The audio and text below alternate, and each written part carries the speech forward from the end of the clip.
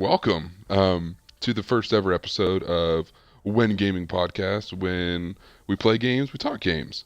So I'd like to introduce myself. I am Ryan Fitzgerald. I am one of the hosts here. And with me today, we have. Matt Vieira. I am What is good, eating. Matt? Yeah, everything's great. I mean, this is fantastic. I'm very excited. I'm very excited. I'm excited you reached out to me. Like you have no idea. Like I was talking to my wife after you messaged me. I was like, I told my wife, I'm like, hey, so this thing is actually going to become a real thing. And she's like, what do you mean? I'm like, someone messaged me and they're like really interested in it. She goes, cool. I was like, Yeah. yeah. I was super excited. My wife's like, you're geeking out hard. I'm like, you know what? It's okay. And she's like, it is okay. She goes, I know you're a geek. I know you're a nerd, and I love you for it. That's fantastic. I honestly like when I was listening to for my work I work for a company that does trade shows, and so I was at a show, like working or whatever, and I was listening to the podcast in the background on my headphones. And I was listening to Respawn Aim Fire, their Barf episode on Bioshock 2. I was super excited to listen to that because it's one of my favorite games. Well, one of my favorite series. We can talk about the order of which is my favorite later. But then I heard that you're looking to start this podcast, and I was like, this is perfect. It's perfect. Yeah, I think just the planets aligned, and it works out. Um, So I just want to give a little background to the listeners so they understand what the concept of this podcast is. So what we will be doing is we are actually live streaming this podcast right now through Twitch at twitch.tv/whengaming. The whole concept is we will have 30 minutes to an hour to however long our episodes run.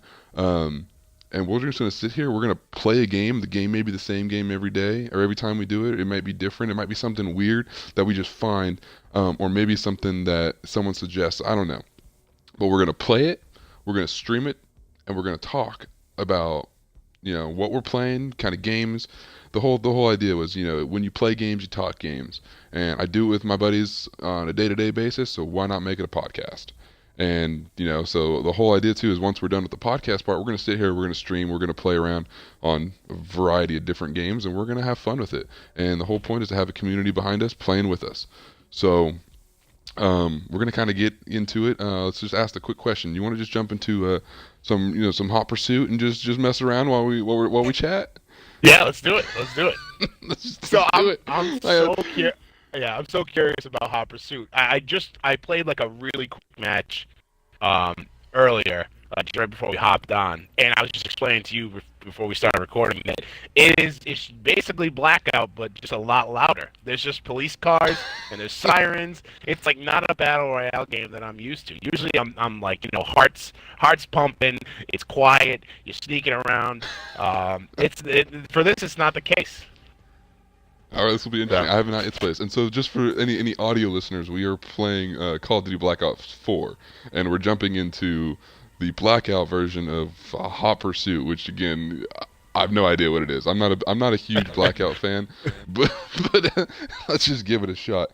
yeah. So we've kind of talked about who we are, and you brought up a great thing this when we were talking this morning about like what makes us a gamer, like our like origin story. And so if you want to go ahead and kind of do your origin story, that what may defined you as a gamer, go for it, Matt. Yeah, so I come from a small immediate family. It's basically me, my brother, and that's about it. We have some cousins, some distant cousins, but it's really just me and my brother. And I can remember my sixth or seventh birthday. Maybe younger than that. I got a Super Nintendo from my grandfather, and Super Nintendo was Super Mario World. And that was like my first like very vivid memory of gaming. Playing that game. And from there, it spiraled to, Zelda, Link to the Past. It spiraled into a bunch of other things until when I really first considered myself a gamer was when me and my brother got an N64. And then, like, it just, like, the world of gaming just tore right open from there. Like, GoldenEye, Super Smash Brothers, Perfect Dark, Yeah. all of that. And from there, it was just, like, me and my brother still, like, to this day, we play online together, we're always like, we a couple of years ago we got into PC gaming a little bit, so we built our computers together and we got a lot of the same games and we started. But we're still. I think I still consider myself at the core a console gamer. Yep. But where do you want to drop here? I put a marker down. That was actually what I was going to mention. It's going to be really weird because we're going to have to be talking, and this is going to be such a. I don't even know how this is all going to work out because it's going to be weird because you're going to be in the middle of a firefight, and it's just I'm going to go. I don't just want you know I'm going to go quiet. I'm in the middle of a firefight because that's what I do. Yeah. But No, that's I awesome, got man. you. Yeah. So it's just me and my brother, and that's kind of like my earliest memory of gaming, and like really from there. I mean, there was a few years in college where I was really busy, and I wasn't really like up on like the latest stuff, but I still played like Black Ops Zombies and Black Ops 2 Zombies with my roommates and things like that. So it was never a time where I wasn't gaming. So I can never remember a time. Anyway. Yeah, no, man. So for me, you mentioned like the N64, which that's what I consider my first. And I remember playing with my dad and my sister, and what we played all the time was Super Smash Bros. And Mario Kart. That was what we played, and it's that's really what I kind of define as the very beginning of my gaming. But again, I didn't. That was my first console, and then I got older and I get a PlayStation and I get Call of Duty. So the Modern Warfare, or actually Call of Duty 3 was the first Call of Duty game I was allowed to play. My parents were a little stricter than normal, but no. And then I got Call of Duty 4, and oh my goodness, I fell in love with that game. I put way too many hours into that game, and so that was the game that kind of put me over the edge of now this is like that was gaming for me, and I did the whole game battles thing with some friends when Modern Warfare 2 came out, and it sent me over the edge. And then I found competitive gaming, that stuff. I started watching that, and I fell in love with that stuff. That's a ton of fun to watch when you don't really get the chance to. But like you said, college came around me, and you kind of lose a little bit of it. You're like me, and you have a wife and kid, and you get things happen. Things happen and life happens. But I'm really happy to be doing this podcast because it's a way for me to be like, hey, I'm gonna go I'm gonna go play for an hour, 2 hours, and I'm playing for a reason. I'm not just sitting there, just I'm playing for a reason. So, yep, I saw that. And so, oh snap, he downed me quick. I don't know where the other buddy is. Yeah, gotcha. But yeah, so that was kind of that was the intro to me being a gamer. That was the first game I ever hit 10th Prestige. And that's all good. But that's the first game I ever hit 10th Prestige. And it was downhill from there. I'm a Call of Duty guy. I'm a Call of Duty fanboy. That's really my main game. Let's just go into that. What kind of games do you play, Matt? What would you say your top 3 genres are? I really do consider myself I have a lot of variety. I just in the last couple of years, honestly, because of my Nintendo Switch, I've been really into indies and smaller developers, smaller games. Just because I think there's a good variety in it, and it's there's also that support you got to support small creators and things like that. But I think that my top 3 would be RPG number 1, something like a Fallout. Okay. Something like I do dabble in JRPGs, but they have to be a certain kind. I'm not a big Persona guy like that. That's not Pokemon. Really into Pokemon. There we go. Okay. Play the majority of those. If you the joke is baby's first RPG or whatever it is, but or JRPG, but whatever it is, I enjoy those games. I enjoy racing games, and I really enjoy first person shooters. Okay, racing games. I hear a lot of people really mention racing games anymore. Yeah, Um, it's right. but It's kind of like gone the way of. I mean, not the way of the dinosaur. There's still a lot of great games, but I feel like the for a while the market was flooded in like really mediocre games. But I think that it's starting to make a comeback.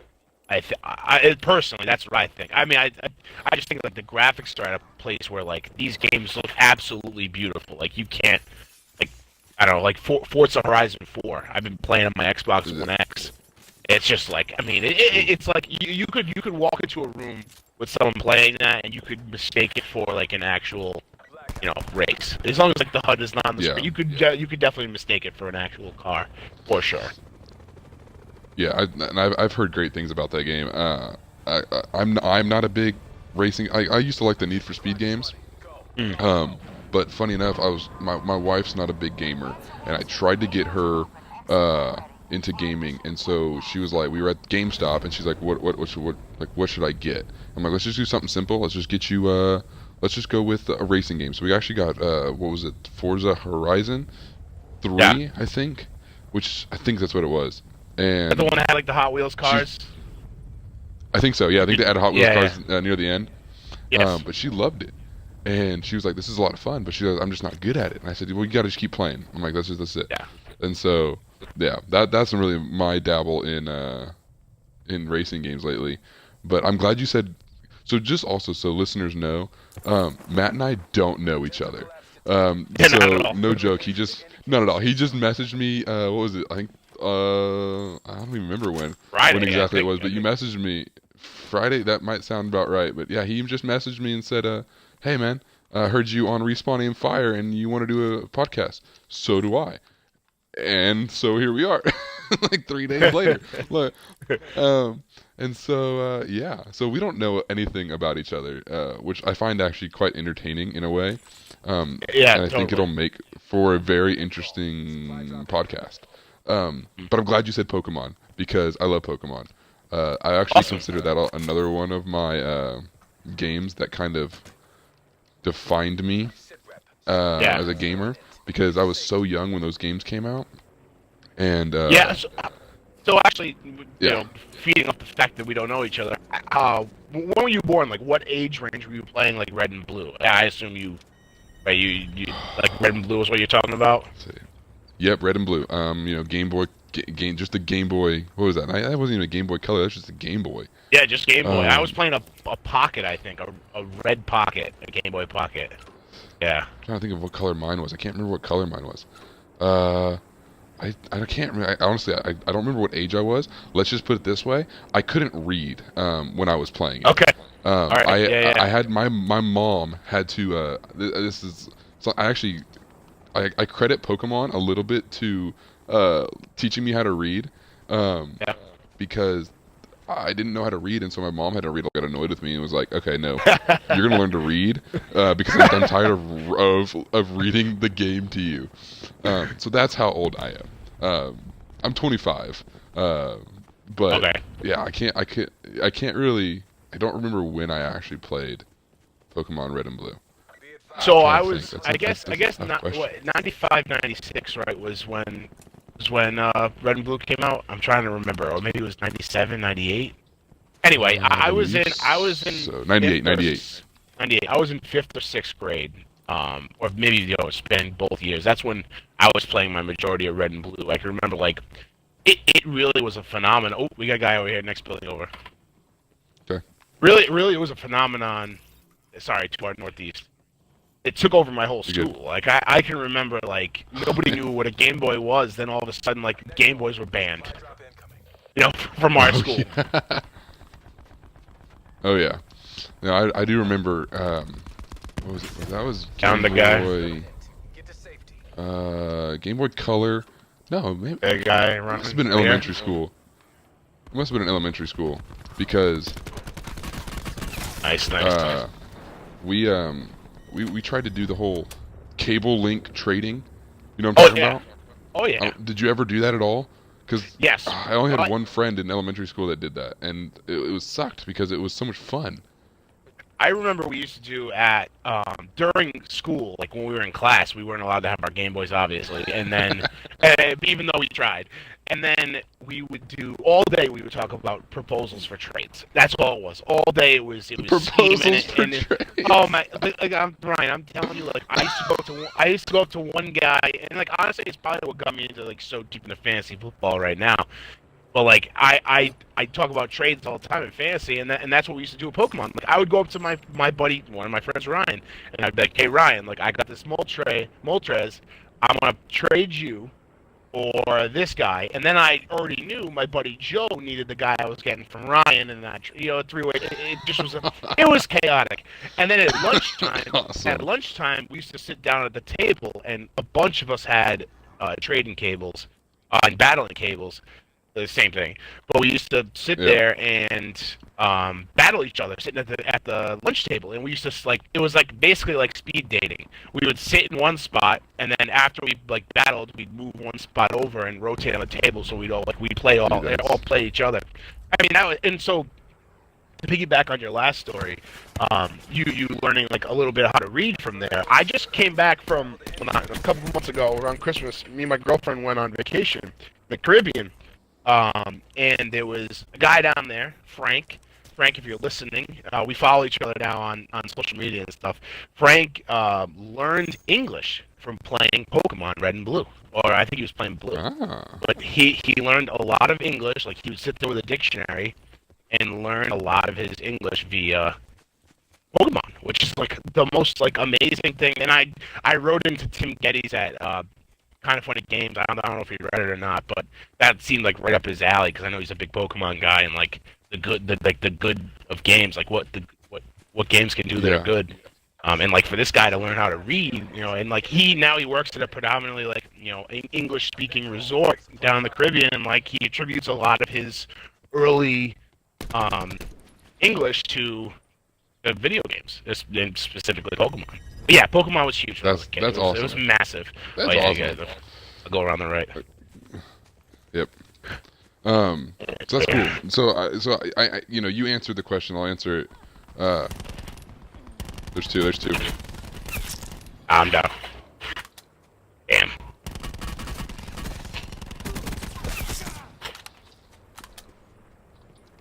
You got him. So if anybody's listening, we are streaming this on Twitch. You can watch the video. You can watch the video version of this. And are we gonna have a video version afterwards? How long does it stay on Twitch for? I think so. So I think the idea, the best way to do it will be to take this video and the whole thing, and I'll just post it onto YouTube. I haven't created a YouTube account yet, but I will. So I think that's the best way to do it. It allows multiple mediums to get access to it. So yeah. Sorry, my wife just walked in and gave me a look. So she's like, "Oh, you're doing that now?" I'm like, "Yeah." I told my girlfriend before we started, I was like, okay, I'm going to record that gaming podcast I was telling you about, and she just gave me a look. She does play, like, so, like, we'll play, like, Mario Party and Mario Kart, but that's about as far as she goes with video games. She doesn't really get it as far as that goes, but she supported the podcast. She's happy that I'm doing this, because now I have finally someone to talk to. It's not her. When she asked me a question about video games, even like even the easiest question, I just drown her in information. So now I can like I have an outlet for that, and so she's grateful. It's too funny because my wife's the same way. My wife's the same way. She's like, "Oh, good, you now have someone to talk to." Oh man, some guy on Twitter today, a friend of mine on Twitter, he put up a poll. He's like as a first-time gamer, what should I get? A PlayStation 4, a Switch, or an Xbox One? And I was like, listen, man, do you really want my opinion? And I just like went off and I actually saw that. I saw that, and I was like, yeah. I told him PS4 at the end of the day, just because I feel like the PS4 has a great library, and he seemed like he was someone that like I DM'd him. He had some. I asked him, I'm like, what do your friends play?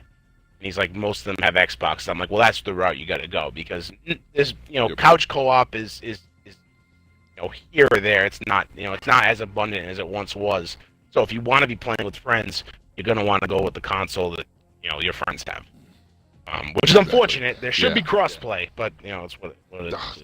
Well, but that's all. So just so everyone else knows, we're playing on Xbox. Yes. Yeah, Right. that's all Sony, man. That's all Sony because we've seen it happen with Fortnite, and now it's happening with what's that game called? Rocket League. It's happening with Yes. Rocket League now too. So Yeah. it's happening. It's possible. And then Yeah. what was it? For that game Wargroove, I think they talked about it in kind of funny games daily about how they're like Sony's like it's not as easy as just flipping a switch, and the producers of Wargroove were like, no, it is as easy as flipping a switch. It kind of like just straight yeah. up call them out. It really So, does suck. It's just like something that would make the whole like it would just video games as a whole would be so much better for it. Like I just it really would. is unfortunate. I think it's something it's an inevitable thing that I think there will eventually happen. But you Yeah, know, who knows? Who knows? yeah. All right, so I still have not answered the question, and I do apologize. We sidetrack, and I bet we're going to sidetrack a lot these first few episodes. Yeah. But top three genres for me, definitely Oh, first right. person shooter. That is my bread and butter. Call of Duty kind of was what I always play. Let's see, second, if I had to do top three, I would do the next one probably be RPG, like you said, like Fallout, Skyrim. I do have Kingdom Hearts 3. I am playing Kingdom Hearts 3, but we'll kind of get into that a little later. Okay. And then let's see what else. I don't know, man. I'd have to say, it might sound funny, but I would have to say mobile, and I want to categorize that in its own way because I think mobile games are their own little thing. But I always have my phone on me, and it's always accessible to me to play. And at Yeah. my job, there's times where it's like it's just dead, and so you hop on and you play some game of Hearthstone, and like that's what you do, you know. Yeah. That's kind of those are the main things that I play. So I would say those are the top three genres that I play. Nice. Nice. Yeah. Very similar. So we're not. Yeah. So let's hop into some news articles that I found, and we don't have to get into any of these. Was there any that I sent you that you were like, hey, about this? Did Yeah, any of there them catch your was. attention like that? Um, I I kind of like the Fortnite skin one. So do you want me to read the title of it? Yeah, go ahead and read the title. So a promotional Fortnite skin is now available to everyone, and players are pissed. This is on PCGamer.com. It's by James Davenport. So basically, the gist of this is there was a skin for a while that was being bundled with NVIDIA graphics cards, and now Fortnite is having it. You can buy it. You can just go on and buy it. So the thing Okay, is, it's like I didn't know to understand the whole story. I haven't played Fortnite in a long time. yeah, I know, But, same. oh, So man. yes, so that's the issue. And so it's like at one time they said it was exclusive, so people it was a cool skin. It kind of looked like you look like kind of like you're right out of Rainbow Six Siege, like kind of like a police trooper. And you get a backpack, and you get a pickaxe, and you get a glider. But players are pissed because the people who have those exclusive ones from the bundles, by buying the graphics card, now you Yeah. can just buy it. You can just buy them on, for $15. You can have this skin that at Jeez, one man. time was called. So I do understand where gamers are coming from, where they're upset. It's kind of a crappy thing to happen. It's like you think you have something, and so. I don't know if Fortnite just it was like a lapse in judgment, or if it's just this is what happens with all that stuff. I don't know. Yeah, and see what I think it is. This is just my personal opinion. I think that Fortnite is scared. I think that they have finally realized that they have a competition out there that is other than PUBG, because I think what was it the last week Apex Legends hit their 50 million mark. And Yes. I don't know Yeah. how close it was compared to when Fortnite hit their 50 million mark. But I mean, still, you have someone else out there who's doing just as well as you are now. They're scared, and the fact that they even made the what was it? Is it season 8 now? The season 8 battle pass. They even made an option for it to be free. Yeah. Like that, that right there is just them going, hey, we need to figure something out. Like let's circle the wagons, figure out something we can do to get people back. And Yeah, I that's mean, what I look, think is really going on. They added that ping system. They added the ping system. I know, That, I know, just like Apex Legends. It's like, Yeah. I wonder where you thought Yeah. of this one. I know, right? Yeah, and it's funny because like now you see like I remember when PUBG came out and then Fortnite came out quickly after or whatever the thing was. It was like Fortnite clearly was like like that looks like fun. Let's make a Yep.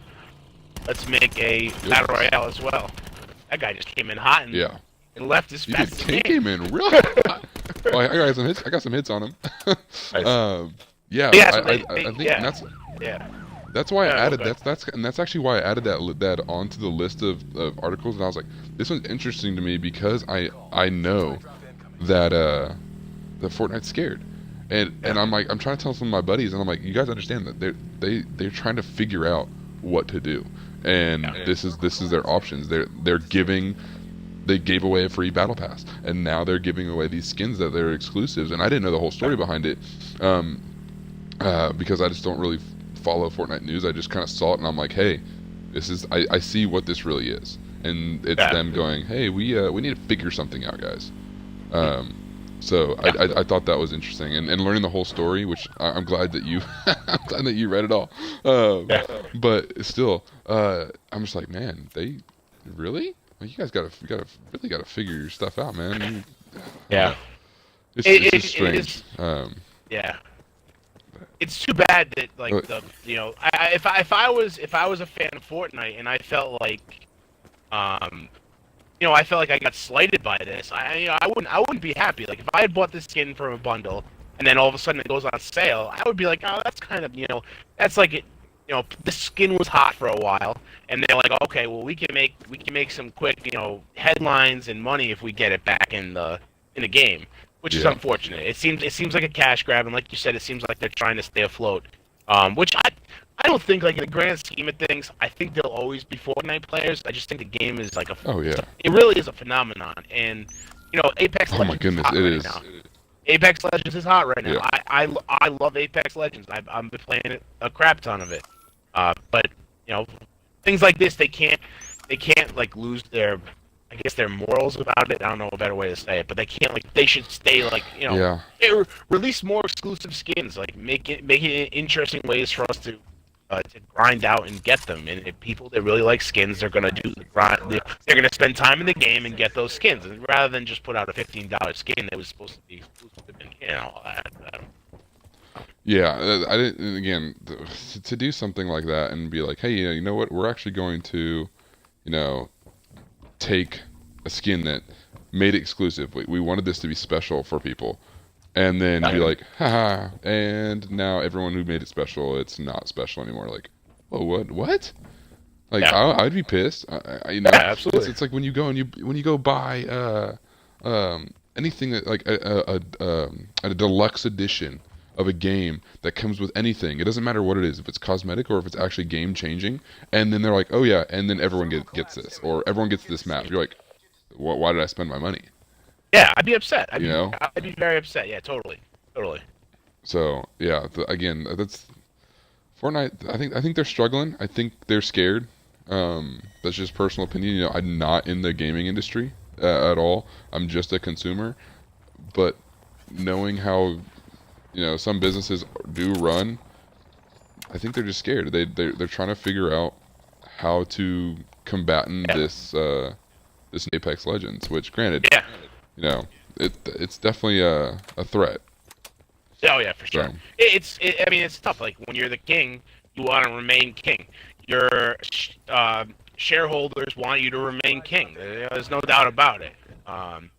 yep, So, it's yeah, tough. It's a lot of pressure on the company to stay on it top. is. It is, and granted that the people at Epic Games, they're doing so many things right Yeah. that you kind of feel. I almost feel bad, just like, well, but again, they are the reason. We kind of talked about it, touched on it about the cross compatible, like cross platform gaming. They are the people who did it. Like, they basically bullied. they they bullied Sony into doing it. They're like, hey, no, we're not gonna do it unless you like, look, everyone else is doing it. Why don't you? Yeah. No, So yeah. I remember going. I was working. I had to travel, and I remember a bunch of people that I work with that I don't see often, they're on their phones playing Fortnite, and I'm like, that's wild to me. And they like were very into it, and I'm like, they're playing with people that are playing on console, and because it's all crossplay, it's just crazy to me. That's crazy to me. That is crazy. I love when it did go out on mobile, and you had all the kids in school, and all the articles were all about how how Fortnite is ruining the school systems and yada yada yada. I'm like, what? I'm like, yeah, the kids are playing video games at work or at school. I get that. Like, Yeah. it's not the best thing, but it just is what it is. Time is a flat circle with that. That's just what we were talking about with Pokemon. You know what I mean? Like, that's just what it is. Oh no. Oh no. I'm gonna get us out of here. Yeah. Oh like, no. Get out of here. Oh no. Oh no. Oh no. It's okay. We're just. By the way, I don't know if you've caught on. We're playing just the two of us in a squad, and all these other ones are fours. So Yeah. it hasn't been great. We're just walking into these four people, but it's good. Okay. Yeah. So any last thoughts on that one? No, I think I'll just leave it with this. I just think that Fortnite at the end of the day is going to be fine because they find ways to innovate. They've done it their entire life cycle. They've, they're always releasing new things. Whether it was Thanos, now it's like they have an island supposedly that plays the new Weezer album. Like that's just a ridiculous thing. They have the Marshmallow skins, and they're always finding ways to innovate, and they know their fan base. So I think that at the end of the day, they're going to be fine. They should watch out for things like what they did in this article. Make skin able to buy. It just cheapens the experience. I think they gotta watch out for small things like that. Those are small things that they can't afford now that Apex Legends is gonna. I don't know if it's gonna be king, but right now it's looking pretty good, and they're hot in the street right now. So that's what I think. That's my. Yep. I completely agree. I think you're hitting it right on the nail right on the head, and that's exactly what it is. Okay. So this one we did talk about. Let's go to this one. Rumor has it that there is a discless Xbox One, and the name of it is absolute garbage. I totally agree. I totally agree. Let's see. Let me reread. So this one is from IGN, by Colin Stevens, and where does it say it? Love the code name. Codename Maverick. All right, awesome. Let's keep it that way. No. We're gonna call it the Xbox One S All Digital Edition. Oh my God! Doesn't that just roll right off the tongue? Doesn't that just roll right off? Come on, why not call it the Xbox One Maverick? Right. Like, oh, come on, like really? And Yeah. I get it. They want you to be able to search it and be like, no, this is the one I want because it's a digital one. Right. And I get that. But really? Yeah, it's that. Come on, guys. I'll be very surprised if that stays the title, and if it does, that's just wild. I mean, I'm sure you remember all like the memes and everything that came out when the Xbox One X came out. It was like it's the Xbox One X box. Like I got the One X box and the One X. It's just crazy. Maverick is awesome. Yeah, Maverick is great. Maverick is awesome. Let's do Maverick Goose. Let's do it. But Right, I do get it. Yeah, but I do get it. They keeping it with calling it the Xbox One S. So I get that reasoning that they want to make sure that you understand. Hey, the hardware that's actually inside of this is not what's in the Xbox One X. They want you to understand that this is the hardware for the S. Perfectly fine. I'm all about that. That makes perfect sense. Then they go, it's like now we're talking to third graders, and we need to tell you that it's an all edition. Like what you're buying. At least you should, and I don't know. As people who are gamers, and I guess it would be different for maybe like parents who are buying something for their kids, and who don't really care to do the research per se of what they're actually buying. They just like their kid said, "Hey, I want an Xbox One." Okay, I'll go try to find you one. And so it turns into this. Oh no, I want the Xbox One X, or I want the Xbox One that's just all digital. And the parents like, I don't know what that even means. Right. This allows them that opportunity to, for lack of a better term, be, ignorant in gaming and still get the right thing. Right. Yeah. Totally. Yeah. I mean, I think there's probably more clever things they can call it that'll still, set it apart from. But whatever. I mean, I do get it. I do understand that for sure. Yeah, and so my next question that revolving this one is, what are your thoughts on an all digital? Or do you usually do you usually buy hard copy, like physical copy discs, or are you I'm just gonna buy the digital edition because I don't have to leave my couch to buy the game? Right. I've been in the past. I've been very stubborn about this, and I've been a physical person only because I'm one of the guys that I like having the game on my shelf. I like being able to like see it on my shelf, hold it in my hands, all that. I do like the convenience of a digital console, though. I mean, of a digital game. I can do, like you said, I can download it from my couch. I want to play it right when it comes out. I can download. And a lot of times you can pre-download it and have it ready for when the clock strikes midnight and the game is launched. You can do that. So I do like that. Yep. So I'm mixed. I do have a lot of games on physical, but I also do now more recently. I've been buying a lot of digital games. What about you? Yeah, I'm the same way. I'm the same way. I love, opening. Most of my games are in a drawer, but I have them all organized, and I love opening that drawer and just seeing my collection. And I have it, I have it organized by genre almost, and I've done it different ways. Like I've done it before. I've done it by genre. I've done it by alphabetical. And it's like you open it up, and it's a little bit of OCD in me, but it's like, yeah, no, there it is. Like you can just see everything that I own. And it's just like, oh, hey, what do I want to play today? And you just kind of go through, you open the drawer, and you look, and you go, I want to play this game today. And it's just, I think nostalgia behind it, probably, of owning that physical copy and seeing those games. Also, this is something that I don't know if it's something that I kind of realized recently, but if you don't buy a physical copy of the game, you don't ever really see the cover art. So what's the point of cover art now? Yeah, you're right. And I was like, right. It cheapens it. It's like it cheapens it, but at the same time, the cover art on the Kingdom Hearts cover art, it's gorgeous. It's awesome. I'm like, this thing is sweet. Yeah, but it's cool at the same time, you're like, yeah. I think going off of what you said about nostalgia, I think it goes back. For me, all the way back to when I used to go to Major Video down the street, which was the video store down the road from me that also rented video games. And like you could walk in and you look at the shelf and you see all the games. And me and my brother used to like pick out the game we were playing that weekend. And to go off again of what you were saying, it was all about cover art. A lot of the times, there was no internet. We had no idea what these games were, besides what we read in Nintendo Power. Like, that was it. Like, it was all off of the design on the cover. Whatever was on the cartridge, that's what we picked. Like, if it was a character we knew, sure, like, that would be easy.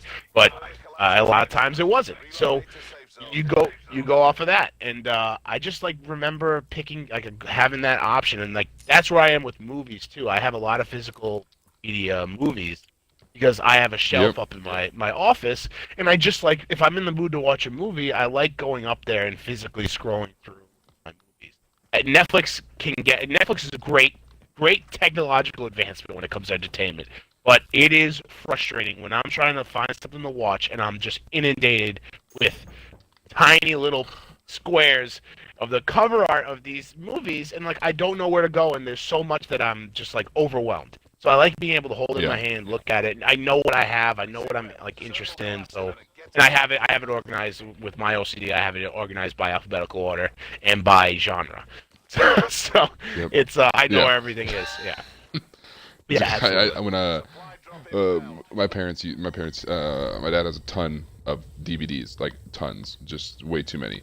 And one of the things that I did is what did I do? We categorized them by rating, then by alphabetical, and as well as genre. So it was broken down. Like you could be like, I want to watch a PG-13 movie that's action adventure, that is, and you just like, it starts with a B. And you just go look in that little area, and I had it in an Excel spreadsheet and everything. Like, That's awesome. Yeah. That is something that I would enjoy. The Excel spreadsheet next level. I gotta do that now. What am I Yeah, doing? no, dude, no, you don't, no, don't go down the rabbit hole. Don't go down the rabbit hole because it's once you go, you're gone. Because Yeah, it took so me like 3 months. It was a summer. That was my summer, and I that's did it pretty on my cool, own though. free will. That is awesome. So So yeah, I think I was, that I was, a digital console for me, in theory, it's great, and I think that's the way everything's moving to. Do you have Yep. any concerns about? So of course, a single player RPG or a campaign driven game, you download it once, you can play it as many times as you want. But if you're starting to play games like what we're playing right now, Call of Duty, we're playing Blackout. It's an online shooter. On the roof. yeah, on the roof. Are you worried about, like, there's a large percentage of the country that doesn't have a decent internet connection that would be able to run games like this? You know what I mean? Like, I feel like it's gonna be tough for the large majority of middle America. There's a lot of places where internet won't stream a game like this. Not only stream it, but you're streaming it and you're playing online with somebody, so it's like double duty. I just think that it's going to be tough Double duty. to sell that. You know what I mean? Yeah, no pun intended. Sorry, I'm a child at heart still. Yeah, so I like it in theory. I'm curious to see how it's going to play out and where is it going to be. Like, is it actually streaming the game? Does the system hold some games physically on the console, and then you can like swap out games, kind of like how you have to make. Yeah, how much is in the cloud? How much is in the cloud is a great question. Because again, going kind of back to the whole physical copy, one thing that I remember doing is, I might have Call of Duty, but my buddy who lived up in the cul-de-sac didn't, and we're like, hey, let's I want to play it, and so I would just take it out of my PlayStation, PlayStation 2 or 3, whatever it is, and I just walk up the cul-de-sac and then throw it in his, and we'd be playing, because it was like, oh, hey, I came to your house yesterday, when you're, middle school and elementary school, you're like, oh, you just always alternate, and so we went up to his house. So, you lose that the second you go to all digital.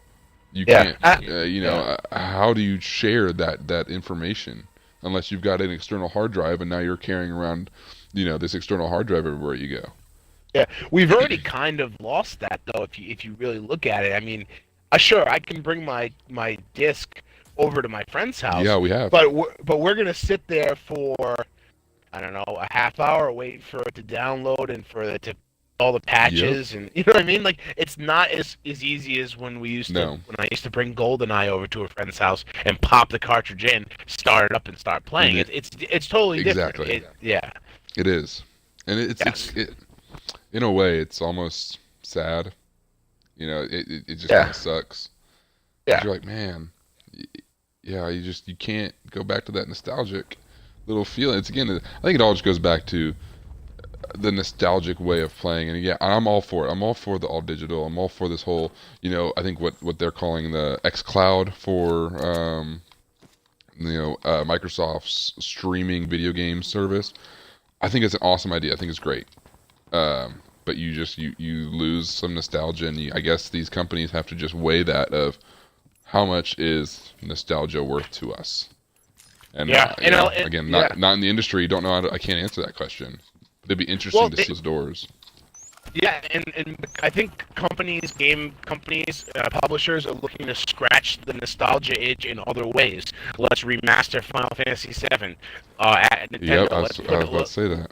Right, let's put out classic consoles, which are just like the most tremendous thing ever. I bought a Super Nintendo Classic. I probably have played it 5 times, but I just had to have that thing because that is absolute 100% nostalgia straight into my veins, and I just needed to have it. Did you? Okay, but this is a side note. Did you see that the PlayStation Classic has gone on sale again? Yes, it's unfortunate. They picked and I know they had a lot of, and it started at $100. What is it down to now? 40, I think. Oh my god! I remember I bought it at Best Buy because it was on sale for $49. I was like, half off. Oh. Yeah, all right, I'll get it now. Yeah.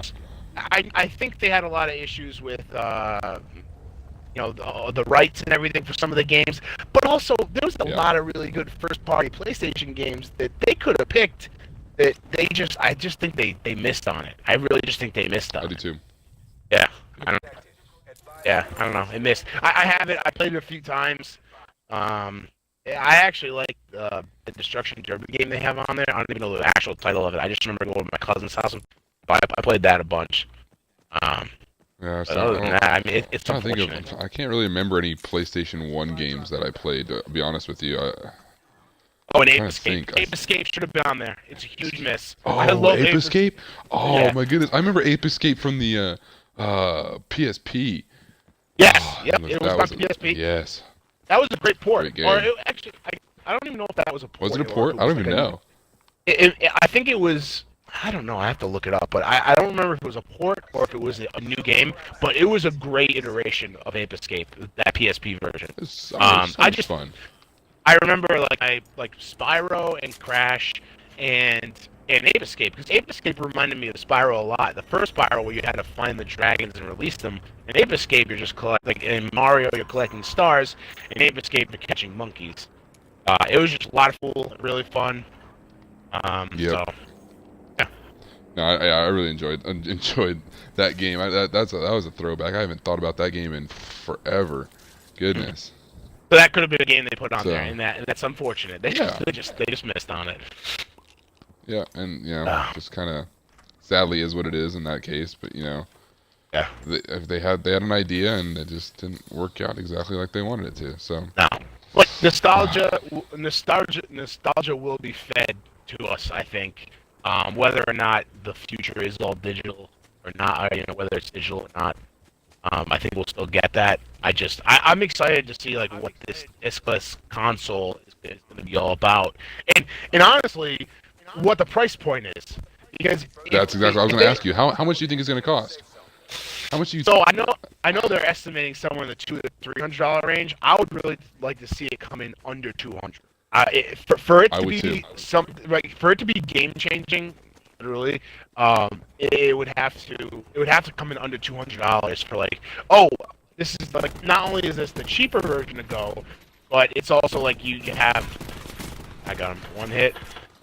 This is the cheaper way to go, and it's, this is the future. Like, you can sell it like that, and I think that if they do that, they're gonna sell a lot of them if it's under 200. What a low price point, right, to get into Xbox gaming. Yeah. Well, but at the same time, you say that, but the whole idea is that everything in your hand is going to be an Xbox. The Switch. It's getting ported over to the Switch, and really interesting, people are too. saying your phone. So Yeah. yeah, I don't know. Yeah, so You what do respawn you in this think? game Do you mode? agree? Do you think? Yeah, I guess we're That's respawning. weird. Okay. So yeah, I do. so I what do you think. I think? think that it really takes.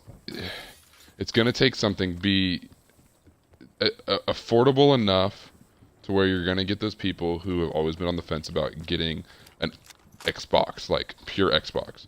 Because like myself, I got Xbox when I was in high school because that's all of my friends played, and I stick with it. I haven't left Xbox since, and I've debated getting a PlayStation, and I've debated getting a Switch, but I'm like, I can't bring myself to pitch out that much money for another console. But if you bring it down, and I think it's what is it? The Switch is what, 250 or 300? Is it one of those? Yeah, I believe it's $299. So it is, yeah. So it's 300, and that to me, I'm like, I don't want to spend that. I just don't want to spend that. But you look, if you can bring something down to 199, or if they probably will never bring it lower than that.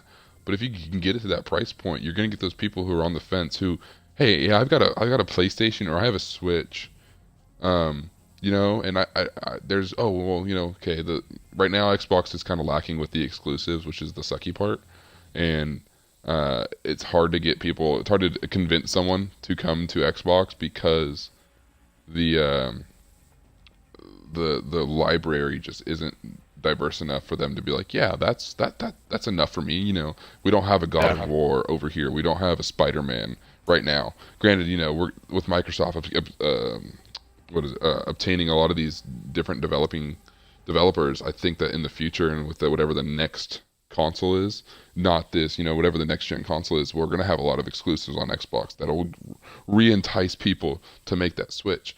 And if you make that foothold of right now saying, hey, there is a cheaper version that's all digital, you can, you can play these games right now. And hey, we're going to have another version of this when the next gen comes out. And, it's not going to be as cheap as this one is, but it's going to be the cheapest option.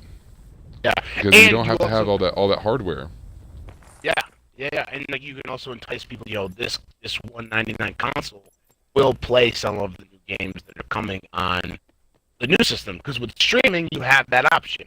You don't have to worry about the restrictions of hardware. You have the option. You can just stream a game to the console. The streaming capabilities are the same between the the next generation games, the older generation games. You can still do that. I think if you bundle Xbox Game Pass is one of the best things that Xbox has going for it right now. For sure. I'm not a Game Pass.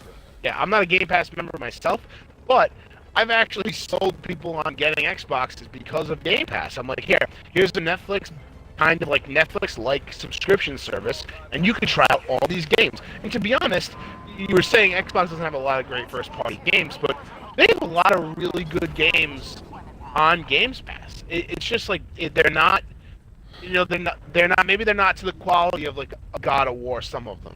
But a lot of them are a lot of fun. I was telling you about State of Decay. We were talking about we were Twitter DMing.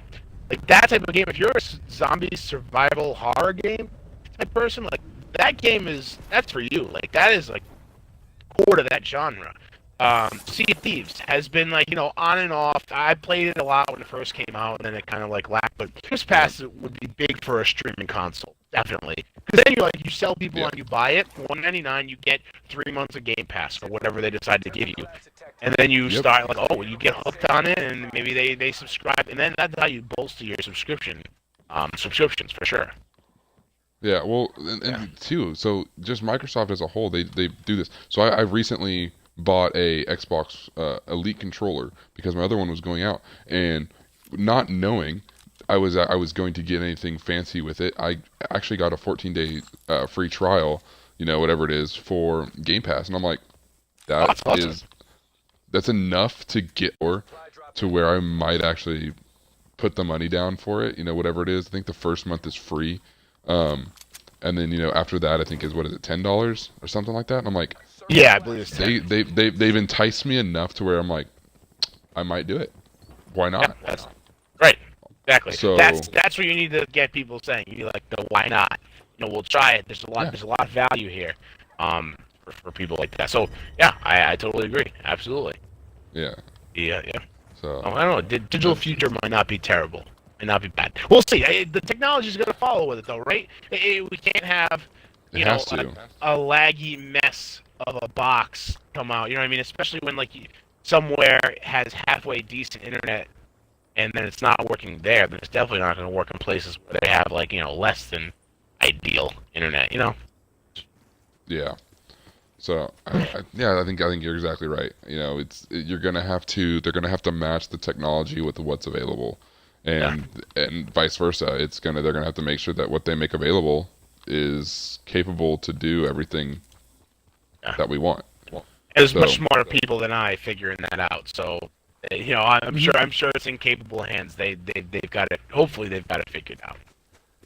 Yeah, I'm just excited. They have to, Yeah, I'm just excited for the next generation. Honestly, I just want to see what it's going to be all about and what the advances are. And I always like that stuff, even though now it's very marginal, what gets better. But I think that I'm just excited now because I think this might be and I'm curious your opinion. This might be the first new console generation that there's not really a hard stop. It's get rid of your controllers, get rid of your games. This thing is all new. You can't use any of your old stuff on this. I really do think that the Xbox controller I have in my hand will work with the next console, and I'm curious to see what you think about that. The next iteration. I hope it does. Yeah, same. Yeah, for sure. I spent $150 on a controller. I hope it does. Yeah. The Elite controller is really nice. My brother's got one, and I always want to use it. It just has a good weight to it. I like the weight, and the sticks are amazing. Very smooth. Very smooth. But yeah, Yeah, I would it just is. like my stuff to work on the next box, whatever that is. And I think, think and I'm it's gonna hoping. have to. Yeah. I think that people invest now. You know, the console, what, it's been out for 5 years. This gen has. I think Yes. the I think it's now come to the point of uh, people have invested money into these consoles, be it be it recording equipment, be it headsets, be it controllers, you know. Yeah. And if they go and they try to shift that and be like, okay, everything that you guys purchased that used to work on it, not going to work anymore. People are going to be like, Yeah. okay, I guess I'm switching consoles because what are you going to do this next time you make the next generation? Yeah. You don't. It's just, I think you betray the trust of your consumer when you Yeah. do that, and Yeah. you don't want to do that anymore. It's not, you can't do that in this day and age. Yeah, I think the only company that can get away with it is Nintendo because they just like do whatever the hell they want. It's Yeah. sort of ridiculous. Yes, they definitely do. They just do And whatever they I want. really Nintendo, I've never followed them. And yeah, you listen like, oh hey, we're doing a Pokemon Direct tomorrow. What? yeah, yeah, right, yeah, and like Okay. they're just like they refuse to polish their internet. Like and that's what I was telling my buddy on Twitter today. I was telling you he was like, should I get PS4, Xbox One, or a Switch? And I was explaining to him like, yeah, I don't know exactly what I said, but basically like in so many words, I was like, the Nintendo online system is a hot mess. Like Yes. it is not I've easy. heard. I haven't played one. Well, I played one like quick match on Smash Brothers with somebody online, but I have never been able to play with my brother who has a Switch. I've never been able to play with any of my friends unless it was like local play. Like if they have a Switch right in front of me and I have a Switch and we were able to play NBA or something like that. Like other than that, we got some people. Here we go. Yep. But yeah, other than that, like it's a hot mess. Like you can't expect. Oh, sorry, I jumped out. No, you're good. You're good. I wanted you to. Okay. Yeah. So I But just no, yeah. I've heard it's an absolute just chaos. And luckily, it's only $20 a year. It's a very cheap. That is pretty nice. Yeah, it's not. And you also get like they have. I don't know if you know anything about it, but they have they give you some games, some classic games to play with it. You can play them online, so you can play a bunch of old yeah, the old NES games. Yeah, Yeah. I've heard that. Yeah, and there's a few games that kind of like lend themselves to playing online now, and like it just like it works. Like I played at a friend's house. I played ice hockey online, Switch, a few games, and it's just like it's fun. It's like this old game, 2-on-2, and like you can play online with people, and it works because you can just do random matchmaking. You don't have to worry about finding a friend. But Nintendo, instead of using simple names like they do in PlayStation and Xbox, they have friend codes. They use, Like this big long I know that convoluted. from the 3DS. Yes. That they have to make it this complicated way to find anybody, and honestly, oh snap, we were gonna die from the storm.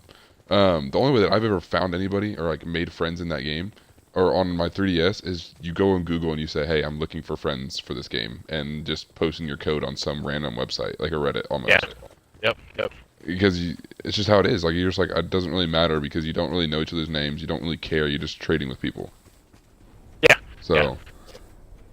Anyway, I don't know how we got to Nintendo Online, but I don't either. what we were originally we were Jeez, talking yeah. about the discless console. You want to move to another article? That's what I was kind of thinking too.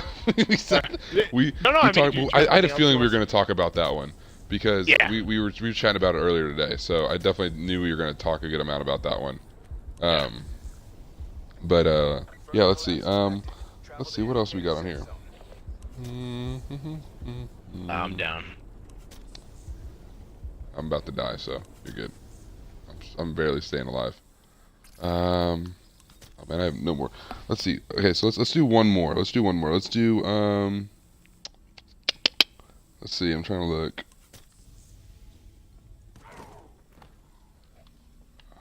Oh, The days yeah, Right there. I'm deploying back in 29 seconds. I'll be back in. The Days Gone one I kind of caught my eye. that's kind of what I was gonna mention. You know, I don't really know much about the game. But I saw this headline and I immediately go, okay, 30-hour campaign, it's good. 20% of it's cutscenes. Okay, let me do the math real fast. That's 6 hours of cutscenes. You're watching a movie. Like Yeah. that's straight up watching. It's watching two movies. That's two King Yeah. Kongs. Yeah. Right. Yeah. So Yeah. Unless that's time investment.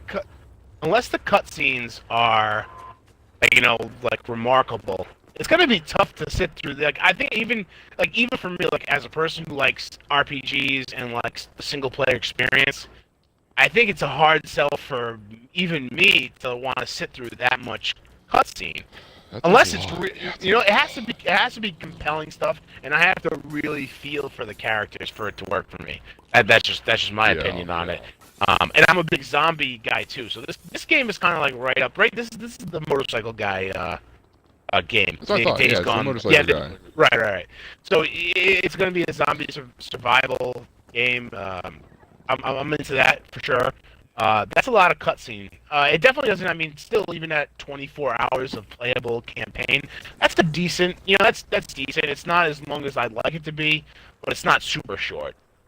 So I just think it's gonna get. I just think the cutscenes get repetitive, and I'm gonna start skipping cutscenes. I hate doing it, but I'm gonna have to start skipping cutscenes. Yeah, and exactly. You got to. I guess they're gonna have to figure out what, what do we consider.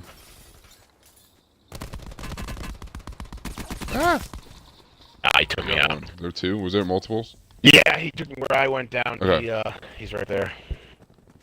Okay. There he is. There you go. Nice. I think there's one more.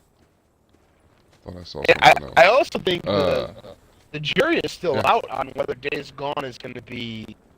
I know it's been like it hasn't been delayed, but it got announced a few years ago, and there really hasn't been much. It did. Gameplay out. I remember it got debuted the same E3 as Death Stranding. I'm pretty sure. Yeah, see, the Kojima game. Sure, maybe it was 2 years ago. Two or three, maybe. I don't know.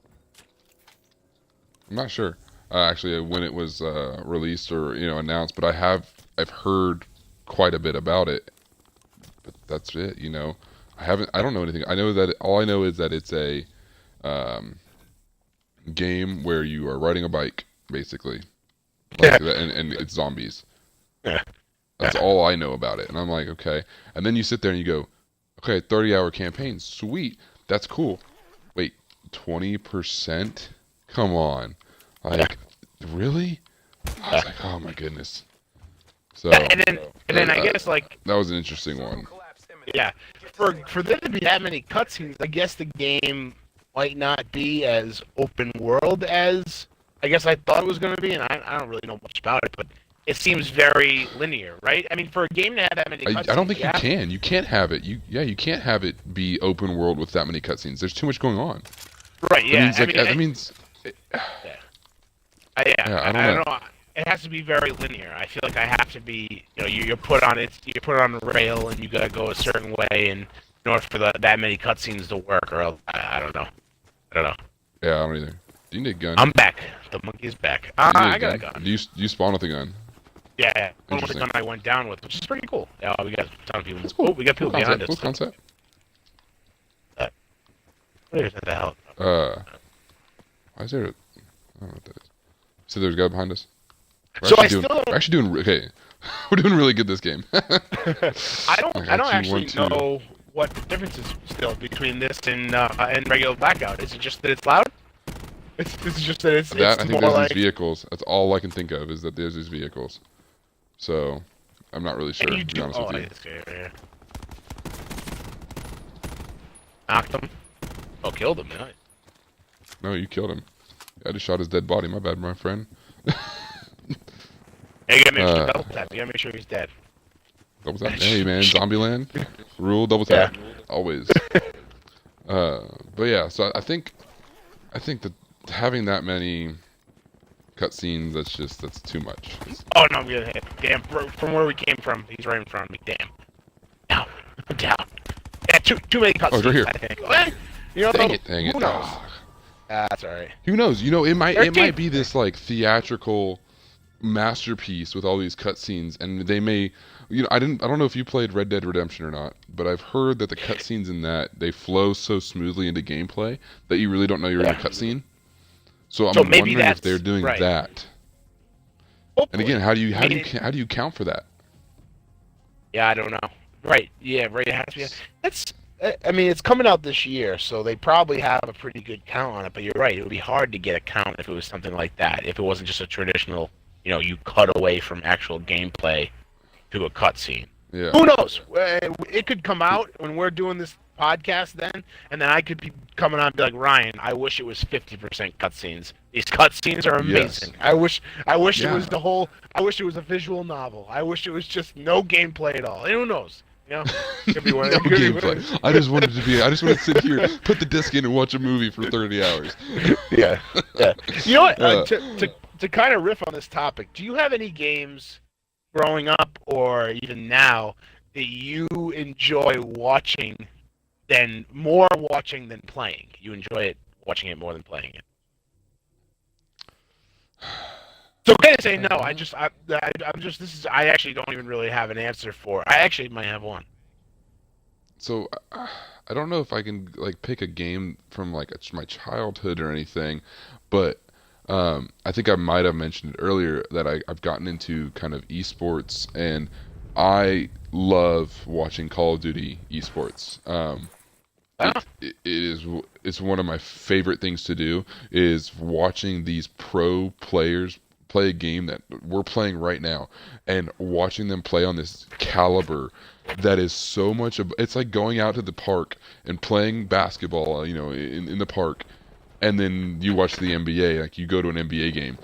That's what it's like, and you're like, these guys are just on a whole nother level. And to me, it's so entertaining, and you're like, and so people, a lot of my friends don't get it. A lot of my family doesn't get it. They're like, well, it's not a sport. How's this entertaining? And you're like, I go, do you like to watch basketball? Oh, yeah. Are you good at basketball? No, not really. That's the same thing. I'm like, I have a team that I follow. I love the players on that team. I think they are great at characters. And it's entertaining on a different level that I don't know, man. But I'll sit there and I will watch these pro players all day long. So yeah. There couldn't be more parody to that analogy. Like when people ask you, like, why don't you just play video games? Why do you watch it? It's the same argument for why we watch any sport on TV. It's like I can't play at the level of Kyrie Irving, so I watch the Celtics. Exactly. Anyway, my answer is going to be I love watching Overwatch and the Overwatch League. The Overwatch League is absolutely I was going to get into it. I was going to. And now that you are into it, I might have to actually start watching it. You got because I noticed that it started last week. Did it start last week or 2 weeks ago? Maybe 2 weeks ago. This is the second week of the first stage. Okay. And I'm a big, and like you were just saying, like I'm a big fan of the Boston Uprising. I'm from Providence, Rhode Island. I guess maybe I didn't say that earlier, but I'm from Rhode Island, and we don't have any professional sports teams, so I always have to look to Big Brother to the North Boston for any of my sports teams. So, but Boston Uprising is owned by Bob Kraft, who was recently in the news for less than ideal things. He's the owner of the Patriots. He owns Boston Uprising. And I love watching them. Like I know most of the players on the team. Like how their play style is, and the way they really put together the production of the whole thing. In Burbank, they have it's one building where everything gets played, and just the way they have like the studio and the production set up, it just is. It's really working for me. It's like easy to watch. I watch it on Twitch. Anybody can watch it. It's just like, and you can really get into it. The commentators are really there, and I think that when I was watching early esports and I was watching like, a CS:GO and Halo, I thought that a lot of it was like I understood it, like you and I would understand it, but I think the barrier to entry for someone who like is just like a casual gamer is tough because the lingo, you don't get the lingo. So I think now like commentators and things like that, color guys and things like that, they know what to say to the to the people watching, where people who know video games understand what they're saying and don't feel talked down to, and then new people, they feel like they can understand what's going on in the game. I'm getting hit. I'm down. There's a squad. Yep. So I think that I'm redeploying now. But I But no, that's actually, awesome. yeah, I'm excited that you enjoy esports yeah, too, yeah. because I do Yeah, think that it's a small niche that there's more people than I think people actually realize. mm, I agree. Be, I agree. you sit there and you watch it, and I'm watching, the CWL Pro, so the CWL was Call of Duty one. The Pro League started, and they just finished the second week, and or sorry, the fourth week, which was the second Division B playing, and I'm sitting there going, there are how many people watching this with me? And you're like, you look and it's like, oh, there's 10,000 people watching. Granted, okay, it's like Crazy. Optic Gaming, so that's why. But I Yeah. mean, you're like, Is that your wow, team? Is that your okay. squad? Optic? Oh no, no, not at all. I'm an E Okay. United fan, All so yeah, E United. right. I know. I I know. really enjoy. Yeah, the I really enjoy. I like Clay, but I really enjoy the twins, Arcides and Prestini. I think that the fact that they are twins playing a game together and they are some of the better players in the world, I'm like, oh, that's some good lineage right there. Yeah, for Good sure. blood. That's fun. It must be fun to like Hmm. play with your brother. Play professional games. I just like I really enjoyed it. When I was in college, I got a job in Providence. They had the Major League Gaming (MLG). Yep. They Yeah. had their they had their Halo, Call of Duty, and League of Legends finals in Providence, and I got hired to work the camera for the Halo Championship stage. And I got to see some of the best gamers I've ever seen like play live right in front of me. It was amazing, and that's what like really got me. That's what really got me hooked into professional gaming. And since then, I've been following it very closely, and watching when I can and exploring new things. But the Overwatch League is kind of like for me, it's kind of like the polished, like here's what esports can be, and so that's what kind of like draws me Especially, to yeah. it. Yeah, like I have merchandise So, for like I have a Boston Uprising shirt and a scarf, and like when games are going on, like I tell my friends about it and I explain like what's going on. Like I'm looking forward to matches. It's yep, cool stuff, man. It really really is. I'll have to check out the Call of it Duty is. one though. I haven't really watched any of the Call of Duty. Well, so actually, the Call of Duty. So it's the season is going on, but right now they just ended the first round of games of matches, and so everybody's played everybody in their division, and the next tournament. So there's not nothing. No one's playing anything until Fort Worth, which is the weekend of St. Patty's Day. And my wife and I are actually planning on possibly going down that way to. So we live in Oklahoma, and so we're Yep. actually planning on possibly going down there to pick tulips at a place. And my wife's like, "Oh, so do you want to go to that tournament too?" And I'm like, "If we can." And she's like, "Yeah, if that's what you want to do." I'm like, "Yeah, no, well, if I can go." I'm like, "I need to buy a jersey. I need to buy the merchandise." I'm like, "Yes, this will be so much fun." I'm like, I'm geeking out. She's like, "Oh my goodness," and then she's like, looks at me and she goes, "I forget how much of a geek you are sometimes." And I'm like, "Yeah, but you still married me, so you're stuck with me for life." That's too funny. And she's like, "Yeah, but it's okay." That's awesome. You should definitely check it out. Yeah. That's awesome. A couple of months ago, I happened to be like online, and I saw that Overwatch League tickets were still available for one of the weekends that Boston Uprising was playing. And they're cheap enough, they're like $40 general admission. So Yeah. I bought a couple tickets, thinking like, oh, well, I'll see when the weekend comes up and see if I can like make the journey out to LA and see if I can go watch a match or two. Well, next weekend is it, and I haven't booked a flight yet. I can still sell it. I can still sell the tickets, but I'm actually kind of like looking to go. I have some fl- um points saved up, miles Yep. saved up with my airline. So I think I could probably swing late for free. It would only be a couple nights in a hotel to fly out to just go to LA for 2 days and watch So sweet. Overwatch. I'm still not ruling it out. We'll see. We'll see. That's awesome. I think that. Yeah, no. Now I'm gonna have to take a little peek Overwatch League because I tried, but I was like, man, I haven't played this game in so long, and I don't know any of these players.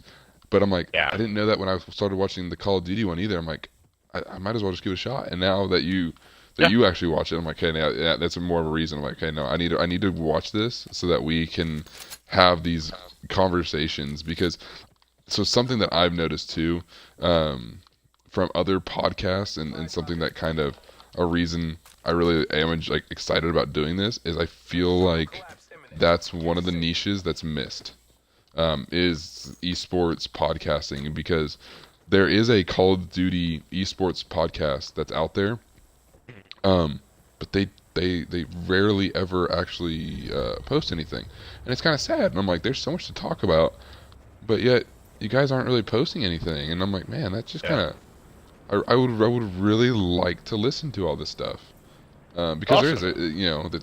there's like roster mania, and there's always something going on, and so it's like there's got to be somebody out there, and I get that the folks that we listen to, they one of them is kind of funny game. They're a company. That's really what they are. They're there to inform. They're a news company. That's what they are, and I love them for it. I love from what they do. And then you have Chad and Holden at Respawning and Fire, who what they don't even know what they're doing. They don't even know why they're there. they're just But that, they just stumbled upon two microphones and they're having a blast and they've got a following. yeah, yeah, And it's and awesome. I they're love it. doing, I yeah, wouldn't ask them for yeah, anything else. yeah, So, absolutely. ah, okay. It's, Okay, just so you know, we've talked for 80 minutes. We've been oh broadcasting man, for 80 minutes. oh man. Um, so I don't know how much of this is actually us talking podcast. 'Cause I know we talked a little bit before, um, but I think is there anything more you want to talk about? Because we've done a little bit of a we're talking here and here, and then we just kind of go off the deep end, and we're not talking about anything related to what we started talking about. But is there anything Yeah, else that you want to discuss? Because we've hit a ton of stuff, and I'm actually really I impressed with ourselves, and I'm proud. yeah, me too, me too. I think that I'm like on the articles right now. I think that I think the real important ones. I'm glad we got to the ones we did. I'd like to see what you've been playing. What I've been like. We can talk about what we've been playing and then Okay. maybe wrap it up. I know we were shooting for an hour. I'm really glad that we got to. It seems like we don't have don't have a shortage of things to talk about when we're on together. So I'm really glad about that for sure. Yeah, no, I am too, and that was something. I think it's fair to assume not knowing each other at all and literally talking for less than a week and then being like, hey, let's play Xbox together and we're gonna start something. Yeah, Hence, so okay, we'll do this and I'll circle back around.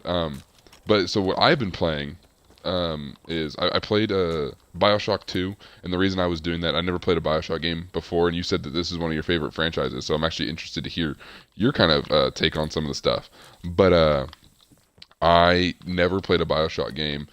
I started listening to Chad and Holden on Respawning and Fire, and they're like, hey, yeah, I know, we do this thing. We're funny. We're going to call it BARF, and it's Backlog Accomplishments. And I'm like, okay, cool. I've never played this game, and so I'm like, I'm gonna do it. I don't even know if these guys are gonna even care about me playing this game. There was no intent for me to really to be a part of the show. I was just doing it to kind of do it and have fun. And they invited me onto the show, and that was actually a lot of fun. I had a blast being on that show, and I think you're being on their show later. yes, You're gonna have a blast. Dude, they're great guys. But yeah. so I played that, and then let's see. My wife got me Kingdom Hearts for um, Valentine's Day, and so I'm playing that. I haven't gotten really very far because I do have a daughter who is a half, and so gaming for me can sometimes be difficult. That's why tonight I kept pushing back our gaming time because my daughter still hadn't gone to bed, and we were trying to get her a bath, and she was having a blast, and it's kind of hard to be like, all right, just go to bed because I'm gonna go play video games. Um, so, but I do have Kingdom Hearts, and I'm actually really excited to play that because I played the first and second one when I was younger, and I don't really remember them all that much. Yeah. Uh, but I love Disney, and so I'm excited to be on Mount Olympus. Like I'm right there at the gates right now, and I'm like, this is gonna be cool. When I cross that line, and my wife's actually watching me play the game, and she's like, wow, this is cool. Like there's Hercules, and I'm like, yeah, and like there's Meg, there's Pegasus, there's Phil, and we're just chatting about all these characters, and like this is just so much fun. Yeah, that is awesome. So, I've never then, played a Kingdom Hearts game. No, oh man, Yeah. they're. So I do have some issues with the controller right now, the control schemes. I'm kind of frustrated because I don't really like sitting there and just mashing my A button. So I've got to go back in there and I've got to see if there's a way for me to fix that and like swap it and maybe do different controls on combat. But I haven't really taken a look into it all that much yet. Other than that, I play a lot of Call of Duty, especially with ranked play that came out recently, where you actually get people who are trying, they're actually trying hard to play the game and win, and their strategy being done. I really enjoy that. And then Apex Legends, but I don't know. I might drop Apex Legends. I might abandon it, and I haven't decided yet. So, Nice. So what are you playing? So, yes, so to the BioShock, one of my favorite franchises. I think that you'd really enjoy. Oh man. Oh, I'm down. Anyway, damn, I should have seen that guy coming. He's behind that rock. I heard his little thing, and I wasn't sure where he was.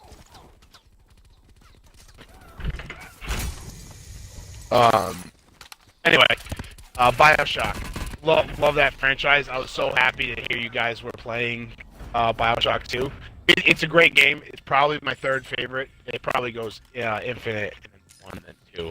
Did you play Minerva's Den? A lot. I did not, but I know that you really recommended that. You really recommended that DLC. I'm gonna have to go back. Yeah. It was fantastic. It was that's probably one of the best stories I've ever played in a video game.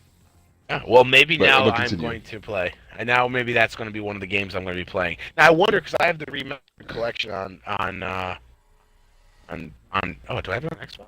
PlayStation? Well, one of the two. I have the remastered collection. I wonder if that comes with the remastered collection. But anyway, I've been playing a lot of Apex Legends. I do really enjoy that game. I like the mechanics, and mainly I'm not usually a big battle royale guy, but the mechanics of that shooter is just amazing, and I love Titanfall. Titanfall 1, Titanfall 2, I've sunk many an hour into those games, and it's the same mechanics. It's the same style. It's basically the same guns. So I just kind of like it struck a chord with me, and I just really like the ping system. It's very simple to like. I don't like sometimes when I'm playing, I don't want to have a headset on to talk to anybody. Yeah. Sometimes I just want to play. And with the ping system, you really do not have to say a word, and you can get everything you possibly need across. If you need health, you can ping that. If you need a certain scope, you can ping that. You can ping the direction you're going. There's an enemy over here. It's just, I think it's a perfect system as far as that goes. Really enjoy that game. So I've been playing Apex Legends. I've been playing Anthem, which I have a love-hate relationship. Okay. Yeah, very love-hate relationship with Anthem right now.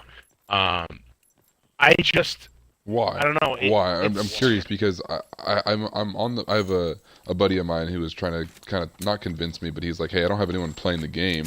You should get it too. And I'm like, I haven't really heard anything that's grabbed my attention to get it yet. So why are you in a love-hate relationship with it? So I'm not, to begin with, I'm not a big looter shooter guy. Like that's not my, as far as first-person shooters go, or even in this case third person. That's not the kind of game I like to play. I'm not really someone who likes to grind out just for like, not really like, it's not enticing to me. But I really did enjoy playing Destiny. And with Anthem, I find myself playing a Destiny clone, but it's not as fun as Destiny. So I'm kind of like, I like flying around as Iron Man. I like flying around as Iron Man. That's awesome. But other than that, it's Destiny. And if I wanted to play Destiny, I'd go play Destiny because I think that Destiny 2 is a great game. And I really, for someone who can looter shooters, it really did like that game. I put a lot of hours into, and I just really liked the way it was very polished. I felt, and I know people had issues with it. It was very polished.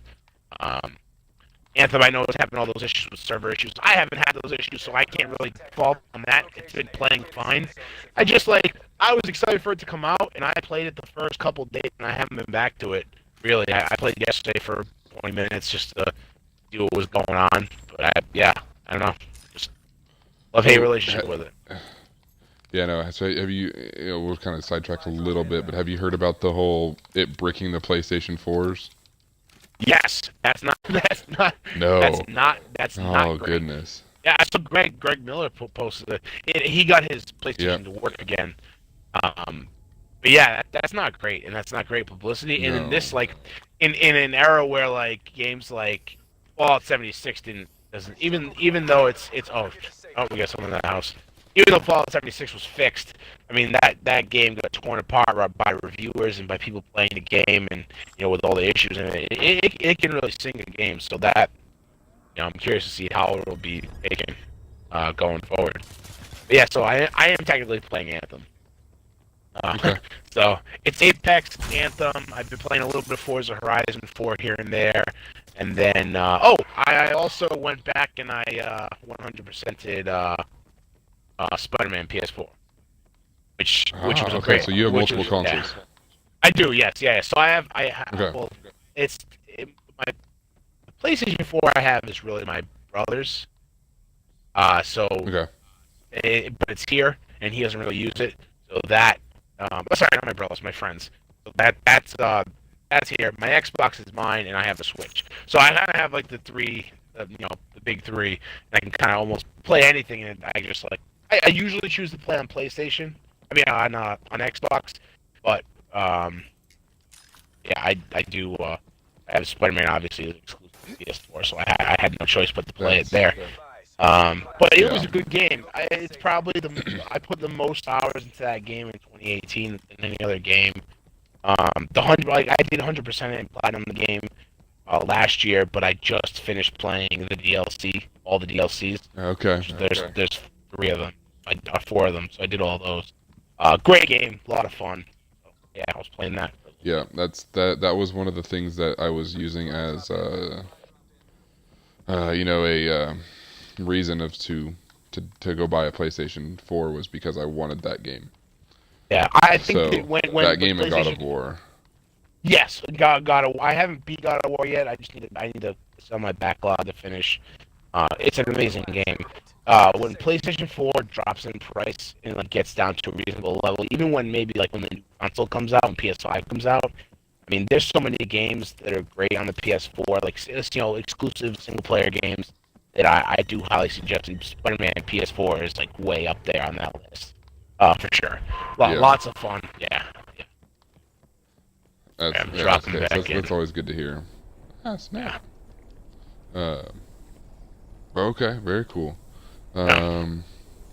Yeah. So, I don't know. Don't really know. So you've got some podcasting experience. I don't. I have 0. I've been on 1 episode in my entire life. So, how do we transition? How do we end this thing? I really don't. Well, I don't know. So usually on the podcast that I do, we kind of we do a little bit of end house cleaning, so we can tell everybody where we can find it, where they can find us. So for me, if you're looking for me on Twitter, I'm Matt from RI, so Matt from Rhode Island, but just abbreviated to RI, and that's where I am pretty much anywhere. I believe that's me on Twitch, that's me on Instagram. Not that you care, but and that's Twitter is where I mainly am. So that's where you can find me. Yeah, and so you can find me on anything really at Silo Sword. That's my Twitter and my Xbox. Feel free to add me. So our When Gaming, the podcast itself, we have a Twitter as well, and that's at When Gaming. We also have the Twitch, which will be twitch.tv/When Gaming.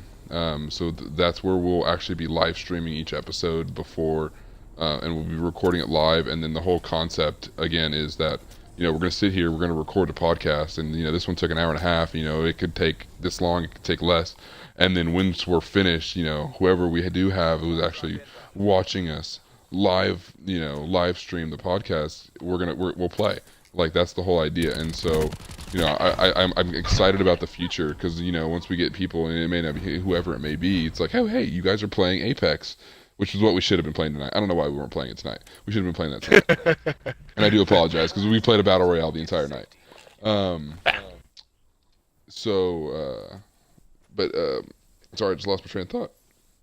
Yeah, so no, I think the format of the podcast will evolve as we go. I'm really excited to be doing this. I think this is a dynamite way to get started. Anybody that's listening to this, I know we were kind of all over the place, but this is literally the first time Ryan and I have spoken in not in person, but yeah, voice chat. This is the first time I've heard. This is the first time I've heard Matt's voice. Yeah. Well, no, that's not true. That's not true. It's the second time I've heard Matt's voice. Yes, exactly. So yeah, we both heard each other on podcasts. Yeah. I thought that was interesting too, and I was actually looking forward to that coming into this. I was like, man, this is going to be really interesting, and we're going to have, it's going to spark conversations, and I think that's why we went so long on different topics too. I think that's why. So that was entertaining. I really enjoyed it. So again, you can find us at When Gaming on Twitter. I'm going to be uploading this to Anchor, which hopefully will get out to multiple podcast services around. Crap, I was trying not to say that. Multiple podcast services, and so we hope you give us a listen, and just reach out to us if you got ideas. I'm more than willing to take ideas from anybody out there. So on any advice of what we could have done better or what we could have done worse. Yeah, and so the whole idea is when we game, when gaming, when we play games, we talk games, and I'm trying to work on a catchphrase and a closing, but you know what? I think that's as good as I'm going to get. That's really close. You're right there. I think that's great. I'm right there. Okay, thank you. You're right. You're. There's something there, Ryan. You have something there. So close, yet so far away.